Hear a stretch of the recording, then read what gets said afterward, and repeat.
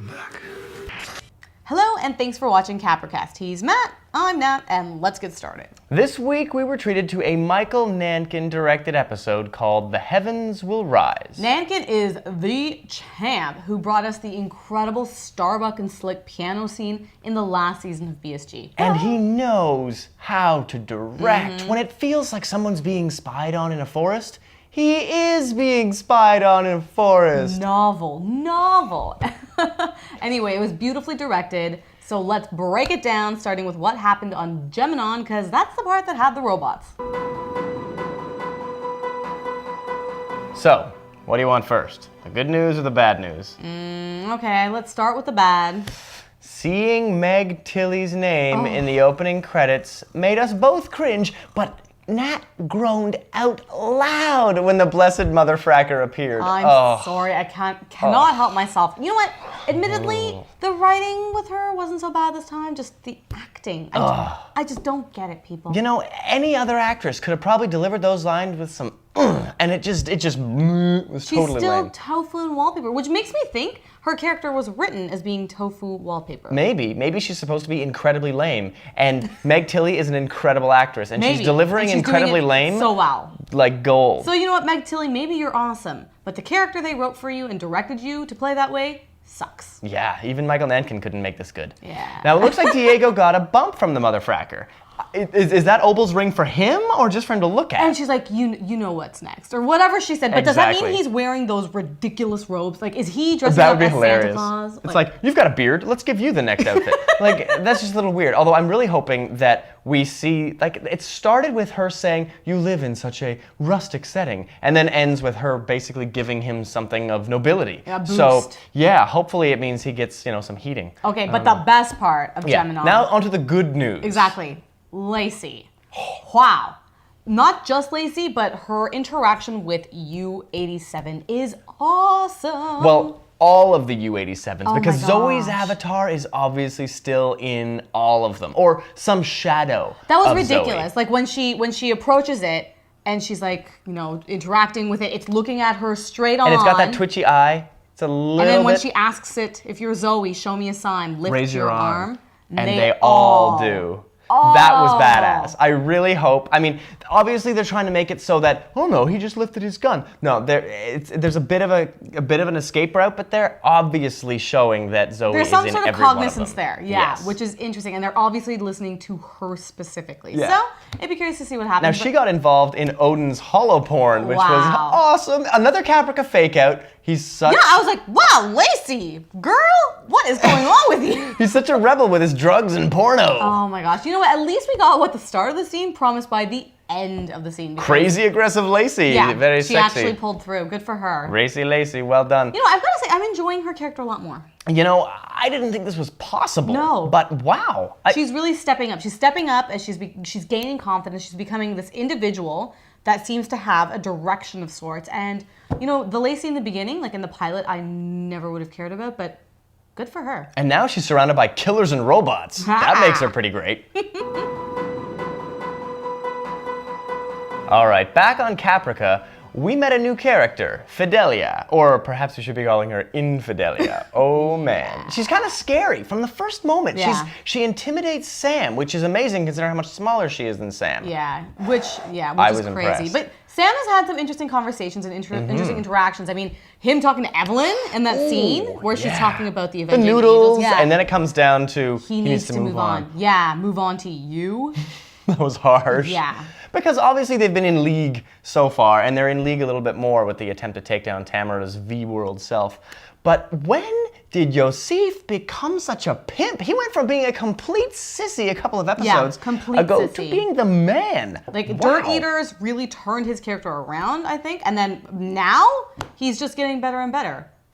What the heck? Well, Fidelia was pretty brutal. Her Tauron Inquisition was heavy. You could see her getting right under his skin, getting to the point where he was making stuff up to try She's to a cover terrifying it. woman. Yeah. And I think he knows she's a terrifying woman. She just came out of prison. And really, all he has to do is take off his pants and the problem will be solved. Oh my God. What are you thinking, Yosef? Oh my gosh. Now, Let's get on the to interesting Daniel. part, exactly, Daniel.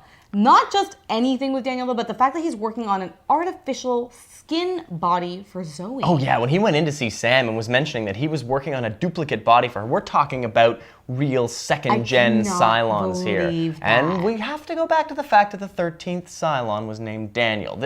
We're going back to the idea We're that... hoping here. We're really hoping, people. The connection can't possibly happen in the next 2 episodes, but let's hope. Let's hope. Oh my gosh. Now, Durham is back in this episode, which is great. He's kind of reaching out to Amanda after he's disappeared on her. But it was a little awkward, seeing him trying to keep the truth about Marbeth from Amanda. And it's good that he finally told her. And I love that he was almost looking at camera, like almost looking right in the camera. Nankin comes through again, because those shots, looking that close, that intimate shot, really made you see how tortured he was. Yeah. And eventually, he did wind up telling her in the next scene that they were together, and she took it pretty rough. She did. She takes a lot of things pretty rough, though. But you know what? We mentioned earlier that, when there's someone spying at you through the forest, it looks like they are. It turns out someone was spying on them because with a sniper scope. Durham got shot. He wasn't killed, but the question arises, who was it? Was it Estia? Was it, Clarice and her crew? Or was it the GDD? Or was it both? Was it his boss? Was it Singh that did it? I don't know. Now, it is lucky that Coddle was on duty in the ER. That was great continuity porn. That was good.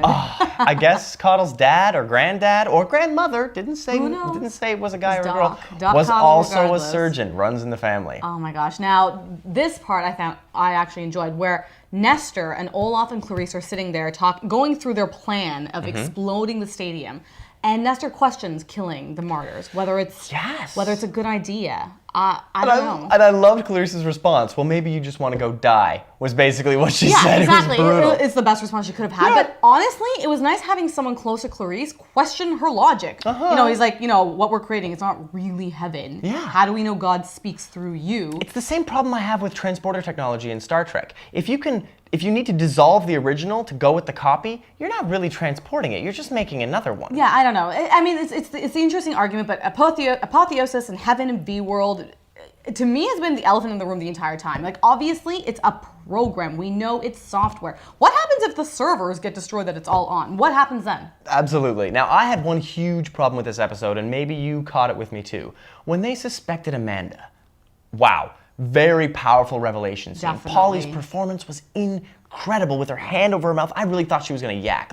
Everything about that was so true emotionally, but not logically. The key to a good revelation scene is the audience following the lines of logic that the characters are on. Right. But the holoband's E number being wrong did not connect it. It did not make their logic work for me. We were missing lines. Yeah, exactly. I mean, I think you could connect the dots as if you thought about it, but there were definitely lines in that exposition that were missing. If someone said yesterday your E number was this, today it's that, then I would feel like, okay, Marbeth has been dead for 2 weeks, maybe at this point, it must be someone else. Yeah. But otherwise, it didn't ring true. The entire scene, I was really loving the emotion, but the writing didn't do it for me. Either way, at the end of this, you have to realize that Amanda is in deep doo-doo because humped. Clarice is capable of insanity. I want to talk to her. Yeah, right. So let's start with the good news. Tamara lost the tutu. Yay! That's about it, though. I mean, the rest of it in New Cap City, oh man, there's something about these two characters together I just don't care about. No. The fortress is complete except for Bling. flying unicorns. Like, I half expected to see some... That's what I was expecting, or at least hoping for. But it was flowers. Flowers, that's Lame. nice. I don't know. Ugh. Anyway, Whatever. now, Daniel, I love that he has built-in back doors. Of course, My he's the eyes, overlord. my eyes are everywhere, he says. So good. And the fact that Amanda just delivered that killer slap to him, I couldn't believe. What was that all well about? deserved. And he took it like a man. Like, yep, I deserve that. Moving on. It was great. Now, when he went in there and just straight up snatched Tamara, like, these people are gods? No, this is a god. And when Amanda's reaction, the moment that Zoe slashes him. Oh my gosh. And he comes out of it like, we've seen people die in V-World and come out before. But oh my God, Daniel's reaction was so good. On Eric that reaction. Stoltz. Everything about Eric Stoltz is so good. Yeah, he's Stoltz. excellent. When this show is off the air, the thing I'm going to miss the most is getting to see Eric Stoltz every week because he's friggin' great. But the thing I find interesting about, Daniel being slashed and killed is, even he can't seem to break the New Cap City One Life rule. Yes. The Overlord. That's interesting. But we do see him go back in at the end of the episode, and maybe it's through a portal, like he mentioned, one of the places he's allowed to go in, and we get to see horses in the Galactiverse. This one got pretty Be still my Western heart. So nice. Oh my gosh. gosh. But the question is, why the need for Sam? Yes, I do not know, and I find that very curious. I mean, maybe Daniel needs Tamara distracted while he and Amanda talk to Zoe. I have no idea. Well, it'll be interesting to see if Sam actually tries to fit Tamara with a pair of cement shoes and drop her in a lake, because wouldn't she just be able to remake the lake? Well, yeah, I mean, my money's on the fact that Sam is a big softie, Yeah. and he's going to realize that Tamara knows things that she shouldn't know. That this is really Tamara. And it's really her. Yeah, and I think that's going to happen, because otherwise Sam's on a fool's errand. either way, he's screwed. Yeah. Absolutely. Now, the last shot, oh man. It was supposed to be intense, let them come. But it's just, it hasn't had enough build up. It's not like a war is about to break out. There's no reason for it to be intense. No, I agree. It's kind of Ches. It's intense. total Ches. Total Ches forced intensity. Hopefully it's remedied next week. Next week is the penultimate episode of the entire series. After this, there's only one more to go. Here Be Dragons Which is is the an name of it. old school term that refers to unknown areas on maps. Now, I'm assuming it's referring to Sam, Daniel, and Amanda pathfinding on horseback through New Cap City? It could absolutely be that, as well as, I mean, with Clarice and Apotheosis, kind of unknown areas is where they're kind of venturing into as well, right? Maybe it's more existential. We don't have a teaser, we don't have any sneak peeks, Sci-Fi's not supporting this at all, so we've got a name, and we might have a director to base this on. Yeah, we're fairly certain that Michael Nankin's been named as the director for this episode. So hopefully that's 2 good episodes in a row, because Nankin is reliable. I can feel it. He is the man. So thanks for joining us on CapriCast, and See you next week.